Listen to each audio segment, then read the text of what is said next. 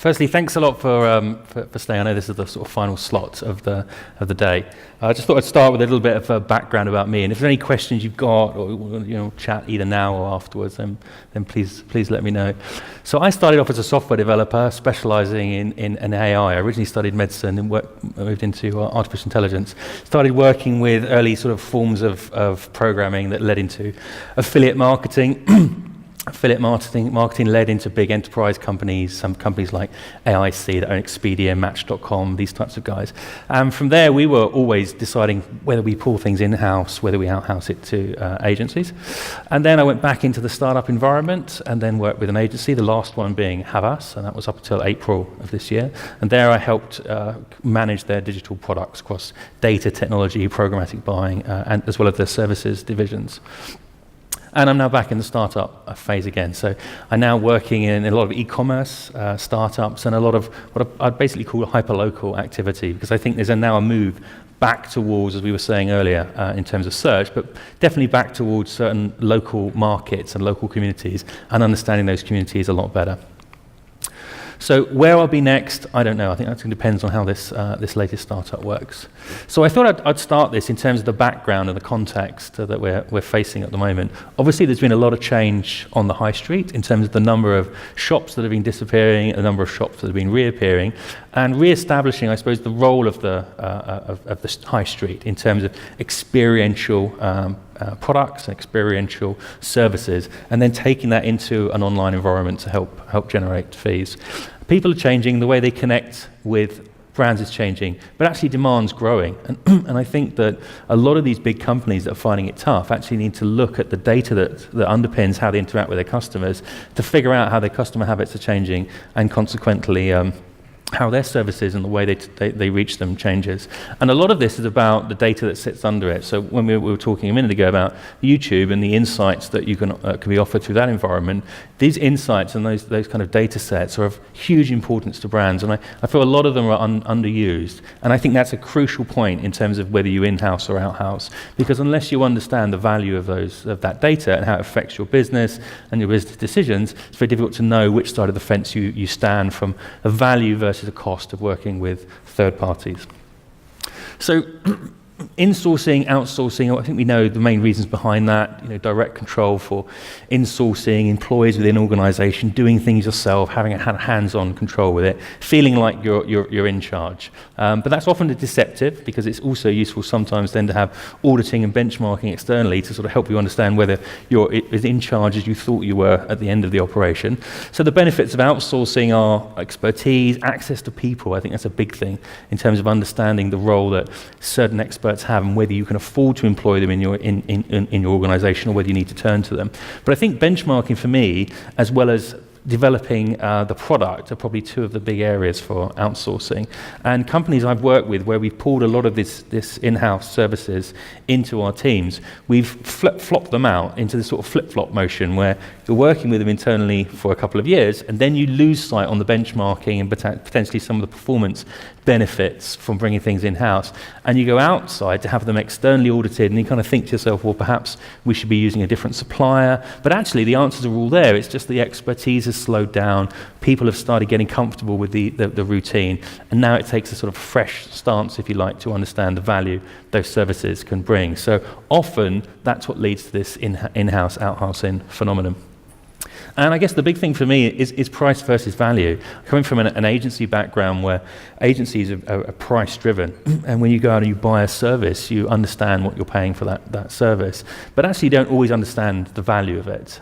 You might go out and you do a display campaign or by Google Ads or work in YouTube or work in any other type of environment. You can look at that in isolation and understand the impact it's having on your business, but actually, do you understand both the short and long-term value of that relationship? Unless you do, it's very difficult to argue beyond just a cost argument.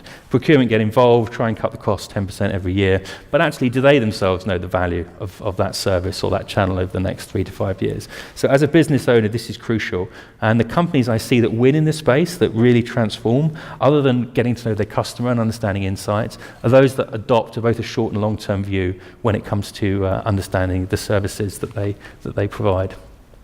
And agencies reflect their clients. So any third party you work with generally has a job of keeping up with their fastest clients and trying to satisfy their sort of mid-tier and slower clients. So they're defined as a service provider against the company that they keep, if you like.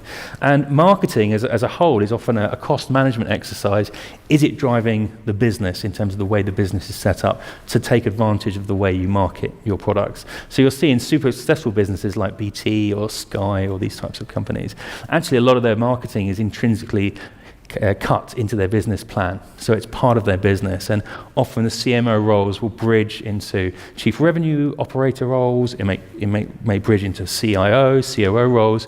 It becomes more than just a cost management exercise. And I think we'll see more of that from those companies that are super successful. So the context for insourcing and outsourcing, I thought I'd just provide a little bit about where I saw the trends, some of which we've actually just chatted about, because I think it helps to understand which areas you bring in and which areas potentially you don't. So the return of TV, I've seen a lot of articles recently on the defense of linear and non-linear TV.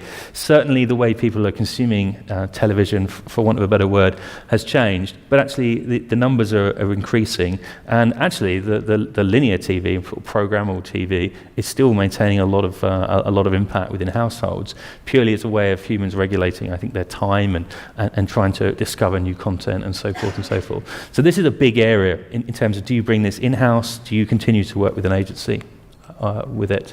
Chatbots are super important because they're going to be this next generation of CRM, if you like. But most interestingly, most companies and most people have been unhappy with the way chatbots, alongside a lot of CRM activity, has actually been conducted. And I think that is a crucial area to look at how you manage. Because if your customers aren't happy with the way you interact with them, you need to either change the SLAs that you have with your service providers, or you need to start owning aspects of that yourself, and potentially licensing the technology rather than relying on a fully managed product from your suppliers. Voice search, we spoke a little about video search. Voice search is a huge area, and I'm sure everyone in the room is aware of how important that is. 50% of all search is expected to be voice search within the next couple of years. And that's super important for a couple of reasons. One is it's no longer a number of links, if you like, on a search results page, where you can potentially see different types of brand names that will trigger a response to, say, a generic search like batteries or something like that. You'll also now be limited in terms of the actual brands that you'll see. So if you ask, if you have a search based on voice and you're looking for batteries, you're not necessarily going to start a dialogue in terms of, would you like brand A, brand B, brand C. What you'll be looking at is being pushed into a fulfillment around often generic brands. And generic brands are going to have a big impact on the future of internet technology, because brand affinity is changing massively with this huge generation of audience that come in. Their experience with brands is very much product-led, it's very much benefit-led, and so forth and so forth. And that's changing the role of brands, and this is going to be increased through voice search, I think, over the next couple of years. Video is another really interesting area. So we know that a lot of live videos, Facebook and so forth, have been massively beneficial. I think in terms of programming quality, that's going to increase. And I think finding a format for advertising in that around content is going to be even more important in the future. So content marketing, as we know, will, I feel, replace a lot of what is traditionally seen as media marketing at the moment. Snackable ads, so we spoke a little bit about that at the moment. Attention spans pretty short, and brands want to get across their message in a very short time, but they also want to do it in the right way, so it's in line with their brand core meanings. And I think 65%, as you say here, of ad impressions on Instagram are a result of video content. This number is going to grow, and it's going to grow increasingly across all these other different channels as well. That one picture be taken. I'll click on. Hyperlocal is super interesting. There's a lot of super interesting. I use that term a lot, but hyperlocal, because at the moment digital has grown out of addressing scale. So when Google AdWords was launched and loads of other platforms were launched, they addressed scale. Then everyone started to pile in and work on a bidding platform to then capture that scale, which increased prices and so forth. It meant, though, that you started bidding at aggregate across all of these consumers and across all this activity. Actually, when you look at the way businesses are generally run, they have communities, they have supporters. They're either in specific sectors, or they're geographically based, or whatever they are. And that hyper-local information is now being fed back up through the CRM platforms, through the data and analytics that sit behind sites and various other types of apps and services that brands provide. The answers are often sitting within those environments, and from the conversations I've been having, and certainly the focus of my time at the moment, is really around this hyperlocal. TV inventory has been unbundled in the same way as BT unbundled its broadband access, so that I can now buy audience groups through specific TV channels at a local level in a very different and cost-effective way than I could 5 years ago. And I think we're going to see a lot more of this in the future, so this is super important from a perspective of working with agencies. So in terms of making decisions on any of this, this is a quick chart which I shall include a reference on. It's not actually on here. I'll include a reference if we upload it. And as a lot of what you'd expect, most of this stuff is self-explanatory. Email marketing, blogging, social media, a lot of this is seen as in-house. But interestingly, how much of the data behind this activity actually bleeds into the other channels and informs the other channels. And I think this industry is often a victim of being able to grow so quickly in certain sectors that those sectors don't necessarily pollinate other sectors and share data. And actually the insight and data that sits under, say, the DMPs or whatever else is going on within an organisation isn't really shared in the right way.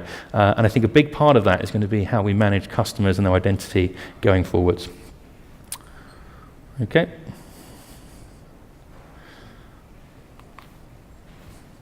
So long-term innovation cycles. So this is one of the ways I tend to personally look at this space, because it's a really interesting space. I guess why we're all in this. When products come along, they go through this period of development, introduction, growth, maturity, and decline. Sometimes they don't decline; they just kind of sit static as an environment. But as with all things, be it civilizations or your humble app, all those S-curves effectively form an incline over the future. And the question is, when do I invest in the next S-curve to stay ahead of the pack so I can improve my performance over the long term?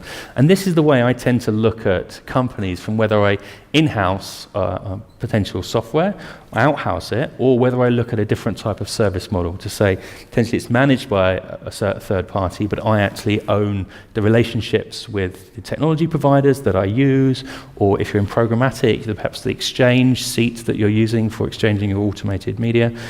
How do I own those relationships but still benefit from the investment it takes from third parties to stay ahead of that area? And this is one cool little decision tree that I saw, which is understanding if I'm going to make a decision, be it in-house, out-house, I should agree a protocol for addressing particular issues. So if I'm looking at ID management, for example, I can say, right, if I go through this decision tree, is it strategic? Is it a differentiator? Is it stable? Is it technically mature? Is it highly integrated? I can then start building those up front and with the help of my peers, and then apply that same reasoning to each of those areas, just so there's a consistency in the way you provide it. And then what I tend to do is I take a lot of these trends, some of which are suppliers, some of which are independent technologies, and I start mapping them against those areas. So which of those are in development at the moment? So I might say, okay, chatbots has been developed, kind of been introduced, potentially it's a big scale opportunity for me.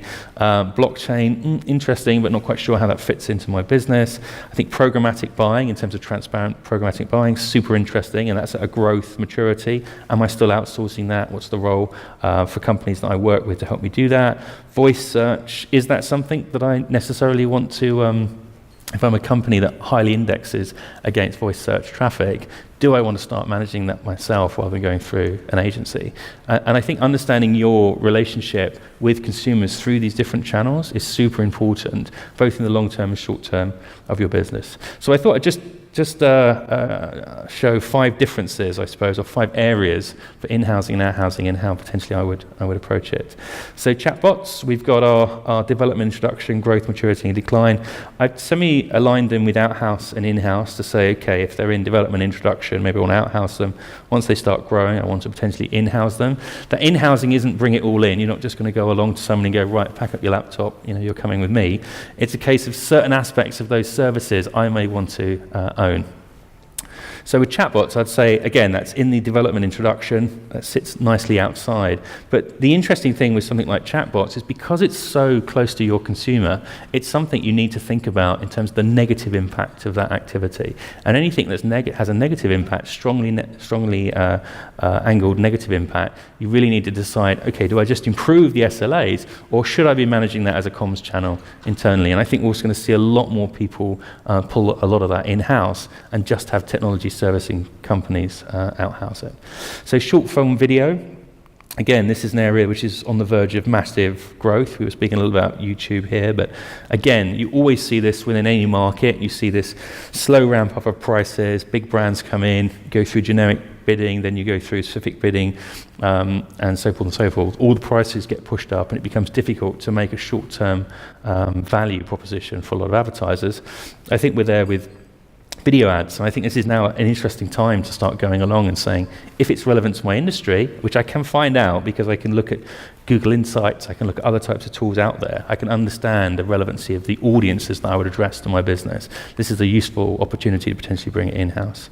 Hyperlocal marketing, this personal interest area of mine, I think this is on the verge of a big growth, because I think that as we go back into social and start matching data sets into very geocentric environments that get under the cover of user behavior and the affiliations and relationships between different types of users, the way we engage communities is going to be really, really important.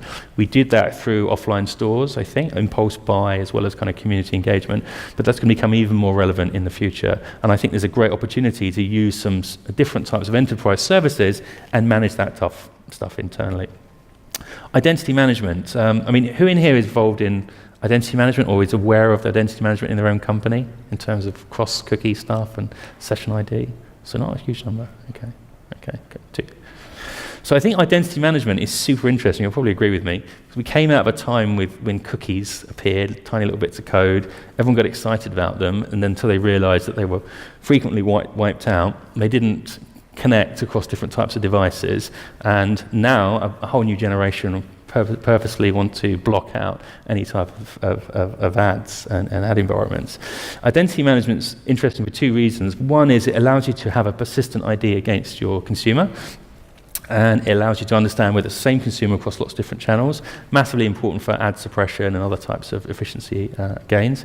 The other area is understanding the community aspect, so who lives in the same household, but also what are those interested communities. So if I'm selling photography equipment or I'm selling sports gear, what do those communities look like at scale? Am I just going with a take-it-off-the-shelf demographic, or actually am I going out there and building an audience profile that's actually going through those demographics over time and becomes my total audience over the next 5 to 10 years, because that's where the value of your business is. There's no doubt about that. And identity management is a really interesting area to pull in-house. So I challenge any business that isn't doing that to defend why they're not doing it, because I've seen the benefits firsthand from doing that from some of the largest brands globally, and it's huge. And staying close to consumers is, to me, what marketing is all about. It's a two-way dialogue, isn't it? You're putting a message out there, but you're also getting a lot of information back. The information you get back tells you more about not just the message to put out, but what your business can stand for in the future, what your products stand for in the future, and how your business evolves. And I think the companies that do that well are companies that address that. And programmatic media buying. So programmatic media buying, obviously automated buying through computers. Super interesting area. It's actually quite complex to do it in a very effective way. But it's now at this point of scale where if you don't understand how to do it, and by pulling some of that in-house, because that's what in-housing does, it forces you to understand how stuff actually works, then it's something you need to consider. And it's something that I've built these platforms, a couple $100 million of turnover spend for a couple of big clients, and this will change their business, because not only it helps them be more efficient in the way that they buy media, but it also makes them more efficient in terms of the way they understand interaction with their consumers, not just within one market, but across multiple markets as well. So in just a couple of points to summarize, I suppose. One is owning insights. Insights, and I'm sure everyone checks the data out every now and again, or what's going on. But where campaigns don't work, or where particular maybe sub-campaigns or whatever else you're doing doesn't work, there's a huge amount of data to be gathered in there about your consumers. And as somebody who's worked with with a lot of third parties, run a lot of third parties, my first port of call will always be to go into the client and just spend 2 or 3 days with them to understand all the different disparate data sets and insights they have across their business, and then try and piece them together. And I think having a background that's across lots of different areas is helpful, because often that is the value of something is in the eye of the beholder, if you like. So something that's sitting over in CRM or sitting in a database somewhere, or part of the site design or the mobile app or whatever it is, isn't necessarily built around the consumer, so that it's difficult then to convince other people internally the value of in-housing and out-housing. So insight's more powerful than opinion. We're in a world of opinion, but I do find that one insight will get you a long way in any meeting. Challenging business culture is the other second big point. When you're looking at creating a business for in-housing, out-housing, you also need to create an environment of change within your company. So creating specialists that perhaps work across 2 or 3 different areas, so identity management, maybe they're from the e-commerce, maybe from the tech, maybe from marketing, whatever, but they have then to work with a different team, so someone from marketing, someone from other areas, really creates a shared responsibility, if you like, to something like identity. Otherwise what happens is, the head of tech will take identity, but it becomes a very different thing to the marketing person. So all of a sudden identity is some sort of binary, alphanumeric binary thing over here, and to our marketing team, the consumer is a very different thing, and the two don't meet, whereas they do. So you need to create those type of cross-pollen teams, if you like, to help manage those types of products, to decide whether you're going to in-house and out-house things. And the last thing I'd say is business platforms. It's very difficult with modern companies when you're working across a number of different locations to share this type of data. And one of the big opportunities, I think, for understanding something like hyperlocal marketing or identity management is to get under the actual data and to share that data in work groups. I'm always surprised how few businesses have, say, a daily bulletin or weekly bulletin that pulls data from their business and says, this is what our consumer is doing this week, this is what they're spending, this is what they've got left, this is what they're going to be doing next week. We're coming into the Q4 period. How's the Q4 period relevant to my business? Where are we in terms of other competitors, so forth and so forth. Because what that does, it connects everybody around a central approach, rather than what we have often, which is a siloed approach around just one specific area of marketing. And I see that all the time. So summary, just a quick summary from me. One is consumer-centric insight and planning. This is the areas that I really think are super important. So when someone's writing a plan or instructing an agency or potentially looking at bringing something in-house, understanding it from the consumer perspective and showing that consumer journey, whether it's linear or not, in a series of interactive design elements is super important at bringing everybody together to understand the real challenge. 2, it's about value, not cost. Very easy to say it's about cost. It's not. I'm yet to lose an argument with procurement about anything, because 10% it means nothing when you don't know the value of what you're talking about. So value is everything. Personalized creatives with feedback. I think creative is a super interesting area. We spoke a little bit about video. I think we're going to find in the future that creative is a big differentiator. It's already 60% of the efficiency of a lot of programmatic buying. But how much of that data is collected in terms of the modular design of those creatives, or the way that you understand the resonance of particular creatives with audiences? It doesn't happen. So that's one of the other things that I would get on the back from. Number 4 is cross-channel ID management. We spoke about that a minute ago. Rather than having lots of different IDs, we've got a centralized ID that enables me as a company to talk to my consumer, irrespective of the channel or the target that I've got, and centralizes that data so that it's very clear how I action that going forward.